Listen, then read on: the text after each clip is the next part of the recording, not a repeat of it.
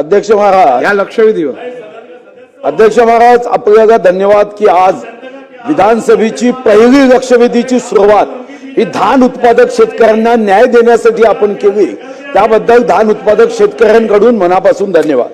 अध्यक्ष महाराज खरं तर मी शासनाचं अभिनंदन करेन की मागच्या वर्षी कधी नव्हे एवढे 1586.71 कोटी हे माननीय देवेंद्रजीच्या नेतृत्वात असणाऱ्या बोलले मी महायुतीच्या सरकारने धान उत्पादक शेतकऱ्यांना अध्यक्ष महाराज दिले।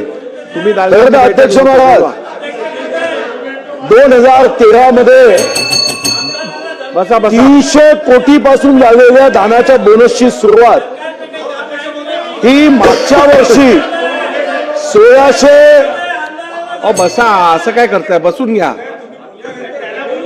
वडेट्टीवार साहेब धानाचा विषय आहे, कशाला धान शेतकऱ्यांचा बद्दल आडवं येतात? तुम्ही होऊ द्या ना सुधीर भाऊ, तुम्ही होऊ द्या। हे बघा बसून घ्या, बसून घ्या। इकडे वेल मध्ये येऊन बोलणं बरोबर नाही, तुम्ही बसून घ्या जागेवर। अमीन पटेल साहेब तुम्ही ज्येष्ठ सदस्य आहात, बसून घ्या। हे बघा सन्मान्य सदस्याच्या सुरक्षेसंदर्भात उचित कारवाई करण्यासंदर्भात मी शासनाला यापूर्वी निर्देश दिलेले आहेत। मंत्री महोदय या संदर्भातली आपण नोंद घेऊन उचित कारवाई करावी। हो अध्यक्ष महोदय। बसा आता, चला सुधीर भाऊ। लक्षवेधी क्रमांक 1 कोण आहेत मंत्री, कुठे नाही झागं पण ते मदत आगं म्हणून पुन्हा वितरित केल्याप्रमाणे त्या अध्यक्ष महाराज आपल्याला मनापासून धन्यवाद। मी महाराष्ट्र सरकार आणि विशेष करून माननीय मुख्यमंत्री देवेंद्रजी यांना धन्यवाद देईल की कधी नव्हे इतके मागच्या वर्षी 1630 कोटी रुपये हे आपण धान बोनस देण्यासाठी मंजूर केले आणि अध्यक्ष महाराज ही रक्कम सुद्धा आपण 20,000 रुपये हेक्टरी दिली। मागच्या वर्षी 1586 कोटी 71 लाख अध्यक्ष महाराज वितरित केले, पण आज अध्यक्ष महाराज धान उत्पादक शेतकरी म्हणजे जर मी नागपूर विभाग जो माननीय देवेंद्र फडणवीस साहेबांचा साधारणतः कर्मभूमी जन्मभूमी विभाग आहे, माननीय बावनकुळे साहेबांची जन्मभूमी कर्मभूमी असणारा विभाग आहे, 8,58,374 अध्यक्ष महाराज प्रत्यक्ष पेरणी या हेक्टर मध्ये झाली आणि साधारणतः 7,16,334 इतके शेतकरी अध्यक्ष महाराज या संदर्भामध्ये धानाच्या बोनसच्या घोषणेची एखाद्या चातक पक्षापेक्षाही जास्त उत्सुकतेने वाट बघताय। अध्यक्ष महाराज या संदर्भात 15 डिसेंबर 2025 ला मी स्वतः माननीय मुख्यमंत्री महोदयांशी धान उत्पादक शेतकऱ्यांना सोबत घेऊन भेट घेतली आणि अध्यक्ष महाराज तेव्हा माननीय मुख्यमंत्र्यांनी अमुस अन्न व नागरी पुरवठा त्वरित कार्यवाही करावी असे आदेश दिले, जे मी मंत्री महोदयांना डायरेक्ट देतोय। हे आदेश जे आहे अध्यक्ष महाराज अपेक्षा अशी होती की त्वरित कार्यवाही करावी, याचा अर्थ असा होता की या वर्षीचा GR हा जानेवारीमध्ये निघेल। मग सांगण्यात आले अध्यक्ष महाराज विभागाकडून की आता जिल्हा परिषदची 12 जिल्ह्यामध्ये आचारसंहिता आहे। आम्हाला वाटलं ठीक आहे, 12 जिल्ह्याची आचारसंहिता संपल्यावर या संदर्भातला निर्णय हा अध्यक्ष महाराज सरकारच्या वतीने घेतला जाईल असा अध्यक्ष महाराज आमचा समज झाला। खरं तर महाविकास आघाडीचं सरकार असताना सातत्याने मी मागणी करायचो आणि 2021-22 मध्ये मात्र तेव्हाच्या शासनाने आम्ही बोनस देणार नाही असं जाहीर केलं। ते दुःख धान उत्पादक शेतकऱ्यांच्या मनात राहिलं, पण जेव्हा या ठिकाणी जनतेच्या हितासाठी सरकार आलं तेव्हा मात्र आपण पहिल्यांदा 15,000 रुपये 2 हेक्टरच्या आत आपण बोनस दिलं आणि त्यानंतर 23-24 24-25 ला 20,000 रुपये हेक्टर प्रमाणे आपण बोनस दिलं। 2023-24 मध्ये 1,378 कोटी दिले आणि आता 1,630 कोटीचं वितरण केलं, त्यापैकी 1,586.71 कोटी वितरित झाले। माझा स्पेसिफिक प्रश्न आहे अध्यक्ष महाराज, माननीय राज्यमंत्री महोदयांकडून मला उत्तर असं अपेक्षित नाहीये की माननीय मुख्यमंत्र्यांशी मी बोलतो, माननीय अन्न नागरी पुरवठा मंत्री कॅबिनेट मंत्र्यांशी बोलतो, कारण 25 डिसेंबर पासून जर कार्यवाही करण्याचे आदेश आणि तेही कोणी सामान्य आमदाराचे मंत्र्याचे नाहीये, स्वतः खुद्द मुख्यमंत्री महोदयांचे आहे आणि खुद्द मुख्यमंत्री महोदयांचे इतके स्पष्ट त्वरित कार्यवाही करावी असे आदेश असताना जर माननीय राज्यमंत्री महोदयांचा अन्न नागरी पुरवठा विभाग अजूनही कुंभकर्णाचा बाप बनून झोपेत असेल तर मला लक्षवेधीच्या माध्यमातून या अधिवेशनाची बोवणी खराब करू नका. आता ही सुरुवात आहे पहिल्या लक्षवेधीची. स्पेसिफिक घोषणा करा की मागच्या वर्षी जसा जी.आर. काढला अध्यक्ष महाराज, या जी.आर. मध्ये तुम्ही स्पष्ट लिहिलंय की डिस्ट्रेस सेल मागच्या वर्षी जेव्हा 2300 रुपये साधारण धानाचा भाव होता, 2320 रुपये धानाचा भाव होता, तेव्हा तुम्ही सांगितलं की गारपीट आला, पाऊस आला, धान उत्पादक शेतकऱ्यांच्या चेहऱ्यावर दुःख आहे, ते दुःख डिस्ट्रेस सेल हे असल्याने आम्ही बोनस देतो. आताही तीच परिस्थिती, या परिस्थितीमध्ये कोणताही बदल झालेला नाही आणि म्हणून आपल्याकडून कदम साहेब या संदर्भातले ठोस कदम अपेक्षित आहे.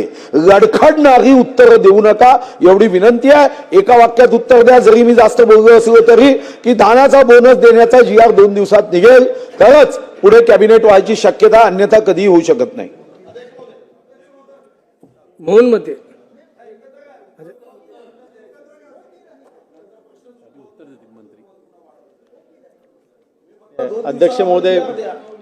अध्यक्ष महोदय, सन्माननीय ज्येष्ठ सदस्य सुधीर भाऊंनी धान उत्पादक शेतकऱ्यांना प्रोत्साहनपर राशी आपण दरवर्षी 2013 पासून आपण ही द्यायला सुरुवात केली आणि विशेषतः आकडेवारी आता माननीय सुधीर भाऊंनी सांगितलेलं आहे. पुन्हा त्याची मी इथे आता ते रिपीट करत नाही. परंतु सुधीर भाऊ, मागच्या 3 वर्षामध्ये पणन हंगामाचा जर का आपण आकडेवारी पाहिली, आपण जर का विचार केला तर थोडं मला वाटतं ही माहिती सभागृहाला देणं आवश्यक आहे. मागच्या 3 वर्षामध्ये 2022-23ला आपण जवळपास 823 कोटीचा आपण निधी आपण खर्च केला प्रोत्साहनपर राशीसाठी. 2023-24ला आपण 1378 कोटी खर्च केला. 2024-25ला आपण 1628 कोटी आपण खर्च केला. अर्थातच आता ही प्रोत्साहनपर राशी देत असताना आपण नोंदणीकृत शेतकऱ्यांना आपण ही प्रोत्साहनपर राशी आपण देतोय.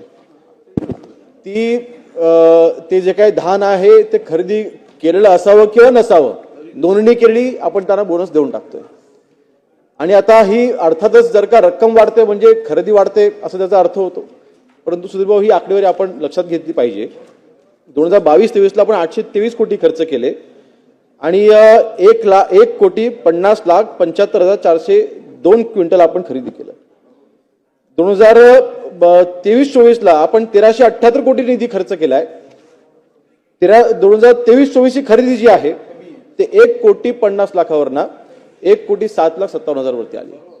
2024-25ला आपण 1628 कोटी आपण खर्च केले. म्हणजे 1378 वरना 1628 कोटी आपण वरती गेलो आणि खरेदी जी आहे ते 99,68,000 इतकी आहे. मला वाटतं थोडं रिव्ह्यू करणं हे अत्यंत आवश्यक आहे. मी ह्याच्यावरती येत नाहीये की बोनस देऊ नये, मी असंही म्हणत नाहीये. परंतु नक्कीच या बाबतीमध्ये आपण म्हटलात खरं की या घोषणा आपण करावी, 2 दिवसामध्ये आपण जी.आर. काढावा अशी घोषणा करणं आपल्याला माझ्याकडनं अपेक्षित आहे. परंतु ही आकडेवारी आहे ती समोर आहे आणि म्हणून आपल्याला काही रिव्ह्यू करणं हे नक्कीच आवश्यक आहे. परंतु अध्यक्ष महोदय, यामध्ये आता सध्याला माझी आपल्याला विनंती असेल की एक बैठक आपण तातडीची या बाबतीमध्ये मंत्री महोदय असतील त्यांच्या उपस्थितीमध्ये आपण लावू. आवश्यक असल्यास माननीय मुख्यमंत्री महोदयांना आपण विनंती करू. परंतु त्याच्यामध्ये बैठक घेऊन या वर्षी हे बोनस देण्यासाठीचा जो काही निर्णय आहे, शेवटी हा दरवर्षी आपण घेतला, कॅबिनेट घेतला हा निर्णय आहे. त्यामुळे या वर्षीच्या म्हणजे आताच्या शासनामार्फत देखील नक्कीच आपल्याला जी अपेक्षा आहे ते कॅबिनेटच्या समोर हा निर्णय होईलच. पण तथापि माननीय मुख्यमंत्री महोदयांच्या उपस्थितीमध्ये बैठक घेऊन हा निर्णय घेतला जाईल. त्यांनी काय तर्क दिलाय माननीय मंत्री महोदयांनी? ते म्हणतात की 2022-23 मध्ये जेव्हा प्रोत्साहन दिलं तेव्हा 1,50,75,402.43 क्विंटल धान खरेदी झालं, 823 कोटी. याचं कारण धान खरेदीशी याचा संबंध नाही, तरी 823 कोटी यासाठी झाली तेव्हा प्रोत्साहन राशी 15,000 होती, आता 20,000 झाली आहे. तर रक्कम 20,000 झाल्यावर वाढणार आहे. एक नंबर 2, धान उत्पादक शेतकऱ्यांचा आग्रह यासाठी होता जो आपण मान्यही केला. तुम्ही समजून घ्या की यामध्ये जबरदस्तीने जे धान भरडाई केली जायची त्याच्यामध्ये गडबड घोटाळा व्हायचा. मग असं ठरलं की हा जो ज्या पद्धतीचा डिस्ट्रेस सेल आहे अध्यक्ष महाराज, यामध्ये असणारे जो फरक आहे, कारण धान उत्पादक शेतकरी हा इतर सर्व शेतकऱ्यांमधला, म्हणजे शेतकरी गरीब आहेच, हा अति गरीब धान उत्पादक शेतकरी आहे. कारण एकराला 25 ते 30 हजार खर्च होतो आणि 1000, 2000, 5000च्या प्रति त्याचं काही उत्पन्न नफा येऊच शकत नाही. सर्वात फाटका शेतकरी जर असेल तर तो धान उत्पादक आहे, म्हणून बोनस सुरू झाला. आता याच्यावर चर्चा करू, बैठक घेऊ, हा विषय नाही. दुसरा अध्यक्ष महाराज, की तुम्ही चुकीची माहिती सभागृहाला दिली की पहिले रक्कम कमी होती, तर ते 15,000 असेल तर रक्कम कमीच असणार आहे. आपण आता काय केलं अध्यक्ष महाराज, अतिशय सायंटिफिक पद्धत केली की धान विक्री करो अथवा न करो, पोर्टलमध्ये नोंदणी करायची आणि ही नोंदणी करून त्यांना 20,000 रुपये हेक्टरी आपण दिलं तर अध्यक्ष महाराज जो गॅप आहे तो गॅप भरला जाईल. आणि शेतकऱ्यांसाठी हे पैसे देत नाही का अध्यक्ष महाराज? आपण 44,000 कोटी रुपये वर्षाला दरवर्षी आपण वेतन आयोगामध्ये वाढवतो.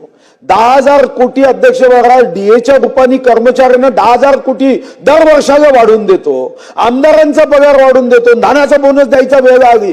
चर्चा, बैठके, डिस्कशन, संवाद, मंथन यावर आपण वेळ देणार आहोत का अध्यक्ष महाराज? आणि या अधिवेशनाची सुरुवात शेतकऱ्यांच्या हिताचा निर्णय घेऊन करायची आहे की अध्यक्ष महाराज फक्त बैठका घेऊ, चर्चा करू? अध्यक्ष महाराज हे योग्य नाही. धान उत्पादक शेतकऱ्यांच्या बोनसचा निर्णय अपेक्षित आहे. शेवटी विधानसभेत जेव्हा लक्षवेधी केले जाते तेव्हा पूर्ण तयारी करून यायचं असतं अध्यक्ष महाराज. इथं असं उत्तर अपेक्षित नाहीये. हा, अचानक एखादा उपप्रश्न आला आणि या उपप्रश्नाची माहिती जर सरकारकडे नसेल त्याच्यावर निर्णय हा नंतर केला जातो. हा उपप्रश्न आहे का अध्यक्ष महाराज? लक्षवेधीचा आत्मा आहे. तुम्ही आत्म्यालाच उत्तर देताना जर असं उत्तर देता की आम्ही बैठक घेऊ, नंतर सांगू, तर संसदीय कामकाजाचा अवमान आहे. हा संविधानाचा अवमान आहे अध्यक्ष महाराज. तुम्हाला लक्षवेधी स्पष्ट भाषेत आहे की धान उत्पादक शेतकऱ्यांना बोनस द्यायचा की नाही द्यायचा. आणि याला लाजायचं काय? मी काय उखाणं घ्यायला सांगतोय का मंत्री महोदयांना? अरे तुम्ही स्पष्ट उत्तर द्या ना की धान बोनस आम्ही देणार, GR 2 दिवसात काढणार. मग याचा अर्थ काय आहे की तुम्ही अजूनपर्यंत कोणतीही तयारी 25 डिसेंबर 2025 पासून त्वरित कार्यवाही करावी असं म्हटल्यावर येत नाही. तुमच्या भातात खडे पडल्याशिवाय कसे राहतील अध्यक्ष महाराज? खाताना तुम्हाला घासामध्ये खडा येईल यांनी.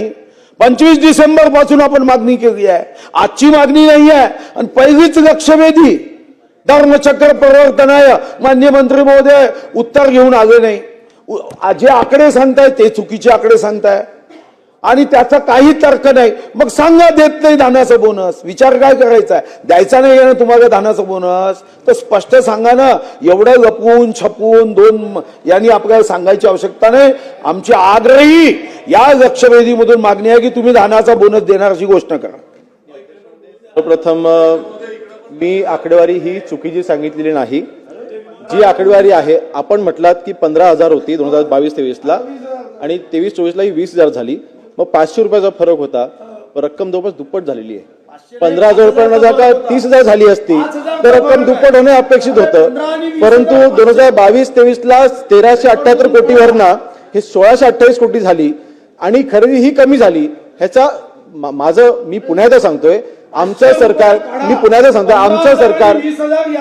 आमचं सरकार बोनस देण्याच्या विरोधात नाही. परंतु अध्यक्ष महोदय बोनस देत असताना ते योग्य हाती पण गेला पाहिजे. मी एक माहिती म्हणून सांगतोय की फक्त नोंदणी केली की डायरेक्ट बोनस मिळतोय. अध्यक्ष महोदय, नोंदणी करण्याची जी प्रोसिजर आहे त्याच्यामध्ये देखील आपल्याला काही बदल करणं आवश्यक होतं. 2 वर्षापूर्वी आपण तिथे आधार कार्ड बेस देखील आपण नोंदणी करत नव्हतो. सरळ सातबारे घेऊन यायचे, नोंदणी करायचे आणि बोनस घेऊन जायचे. एक एजंट तिथे कामाला लागले होते. आमच्या जे मागे लक्षात आलं की एक एजंट 15-15, 20-20, 10-10, 15 जणांचे 50-50 शेतकऱ्यांचे सातबारे घेऊन नोंदणी करतो आणि ही बोनस घेऊन जातोय. मग आपण आधार कार्ड कंपल्सरी केलं. बँक अकाउंट ट्रान्सफर आता आपण थेट करतोय. ज्यांच्या जे आधार कार्ड लिंक झालेलं आहे, ज्या आधार कार्डची आपली नोंदणी झालेली आहे त्याच आधार कार्डचे बँक अकाउंट असेल तिकडे आपण डायरेक्ट आता ट्रान्सफर करतो. आपण क्रॉस चेकिंग करतोय. तर असे काही रिव्ह्यूज आपण करतोय. मग अध्यक्ष मध्ये बोनस देण्याच्या बाबतीमध्ये सरकार आमचं नकारात्मक अजिबात नाही. परंतु ह्या हंगामामध्ये बोनस देण्याचा निर्णय हा नक्कीच माननीय मुख्यमंत्री महोदयांच्या उपस्थितीमध्ये बैठक घेऊन त्याच्या बाबतीत निर्णय घेण्यात येईल. सुधीर भाऊ कारण शेतकऱ्यांच्या खात्यात डायरेक्ट पैसे जाते. शेतकऱ्यांच्या खात्यात डायरेक्ट पैसे जाते. अशा पद्धतीचं उत्तर शासनाकडून शेतकऱ्याचा अवमान करणारं अपेक्षित नाहीये. शेतकऱ्यांच्या खात्यात धानाचा बोनस डायरेक्ट जातो. शेतकऱ्यांनी नोंदणी करायची आहे. यांना माहिती आहे ना, हे असं सांगताय की एजंट नोंदणी करतात. काय माहिती दिली जात आहे? अध्यक्ष महोदय, मी उदाहरण म्हणून सांगतोय एकच, मी शेतकऱ्यांना बदनाम करत नाहीये. अध्यक्ष महोदय, माझ्या एका रिव्ह्यू बैठकमध्ये एक विषय समोर आला होता ना, मी सांगतो ना, मी काय बदनाम करत नाही. या 4 महिन्यापूर्वी मी ह्या बाबतीमध्ये मी एक रिव्ह्यू बैठक घेतली होती. अध्यक्ष महोदय, सत्यसाई बाबा ह्यांच्या नावाने एक नोंदणी झाली होती आणि बोनस उचलला होता. म्हणजे कुठे रिव्ह्यू घेणं नाही झालेलं आहे. अहो, बैठकीमध्ये आलेलं आहे. मी तुम्हाला उदाहरण देतो. अध्यक्ष महोदय, मी 100% चुकीचं मी असं म्हणत नाहीये, परंतु जे काही चुकीचं होते ते थांबवलं तर पाहिजे. जर का बोनस आपण शेतकऱ्यांना देतो ते शेतकऱ्यांपर्यंत पोहोचलं पाहिजे. त्याच्या नावाने जर का कोणी लुबाडत असेल तर ते देखील थांबवणं आवश्यक आहे. म्हणूनच आपण आधार कार्ड आता इंट्रोड्यूस केलेलं आहे. हे अगोदर व्हायचं, मी असं म्हणतोय. परंतु आता आपण आधार कार्डच्या आधारेच आपण नोंदणी करतोय आणि त्याच्यानंतर आपण आता बोनस देतोय. पण तरी सुद्धा ह्याच्यामध्ये काही बाबींचा नक्कीच रिव्ह्यू घेणं आवश्यक आहे. आणि याच्यामध्ये आपण आता नाही, विजयजी, एक फक्त शेवटचा विषय, माझं फक्त म्हणणं एवढंच आहे की बोनस देण्याच्या विरोधामध्ये आम्ही नाही. मी पुन्हा सांगतोय, माननीय मुख्यमंत्री महोदयांच्या उपस्थितीमध्ये बैठक नक्कीच घेतली जाईल आणि हा बोनस देण्याच्या बाबतीमधला हा निर्णय शेवटी कॅबिनेटने घ्यायचा आहे. तर कॅबिनेटमध्ये रिव्ह्यू घेऊन ह्याची बैठक नक्कीच निर्णय होईल आणि तो सकारात्मक होईल, हा देखील माझा विश्वास आहे. परंतु जे काही नोंदणीच्या बाबतीमध्ये जे काही चुकीचे प्रकार घडवते ते थांबवण्याकरता आपण जे काही नवीन टेक्नॉलॉजी इंट्रोड्यूस करणं आवश्यक आहे ते देखील आपण करतोय.